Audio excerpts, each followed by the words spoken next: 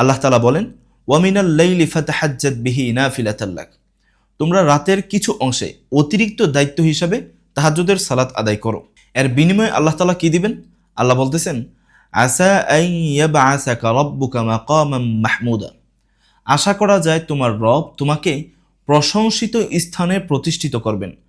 আসা আন ইয়াবআসাকা রাব্বুকা, আশা করা যায় তোমার রব তোমাকে মাকামান মাহমুদা, প্রশংসিত স্থানে প্রতিষ্ঠিত করবেন। অর্থাৎ আপনার গোছানো জীবন, আপনার পরিপাটি জীবনটাকে যদি আপনি প্রতিষ্ঠিত সম্মানে, প্রতিষ্ঠিত জিল্লতি থেকে পানাহ চেয়ে যদি আপনি এমন একটা জীবন চান যে জীবনটা সম্মানের সাথে প্রতিষ্ঠিত হবে, সেই জীবনটার জন্য আপনাকে সালাতুত তাহাজ্জুদ আদায় করতে হবে। আল্লাহ তাআলা স্পষ্ট বলে দিচ্ছেন যে তুমি যদি তোমার জীবনকে সুন্দর করতে যাও, তাহলে তুমি রাতের কিছু অংশে তাহাজ্জুদের সালাত আদায় করো অতিরিক্ত দায়িত্ব হিসাবে। আল্লাহ বলেন নাই যে তোমার উপরে ফরজ করে দেওয়া হয়েছে, আল্লাহ বলতেছেন অতিরিক্ত দায়িত্ব।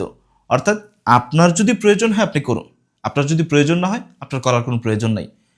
আমি মনে করি বা আমরা মনে করি বা আমাদের সারা পৃথিবীর মানুষের প্রয়োজন কি? প্রতিষ্ঠিত একটি প্রশংসিত জীবন, যেই জীবনে দুঃখ কষ্ট থাকবে না, জিল্লতি থাকবে না, যেই জীবনে অন্যের কাছে হাত পাততে হবে না, আমার প্রয়োজন পুরা করার জন্য অন্য মানুষের কাছে হাত পাততে হবে না। এরকম একটা জীবন যদি আপনি পার করতে চান বা এরকম একটা জীবন যদি আপনি চান, তাহলে আল্লাহ বলতেছেন ফাতাহাজ্জাদ বিহি নাফিলাতাল লাক, অতিরিক্ত আমল হিসাবে তুমি তাহাজ্জুদের সালাত আদায় করো। আল্লাহ রসুল সাল্লাল্লাহু আলাইহি ওয়াসাল্লাম বলেন, তাহাজ্জুদের আমল এতটা পাওয়ারফুল, আল্লাহ তাআলা তাহাজ্জুদের ওয়াক্তে প্রথম আসমানে নেমে আসেন এবং বলেন, উদউনি আস্তাজিব লাকুম, হে ক্ষমা প্রার্থী, তোমার যদি ক্ষমার প্রয়োজন হয় আমার কাছে চাও, তোমার সম্মানের প্রয়োজন আমার কাছে চাও।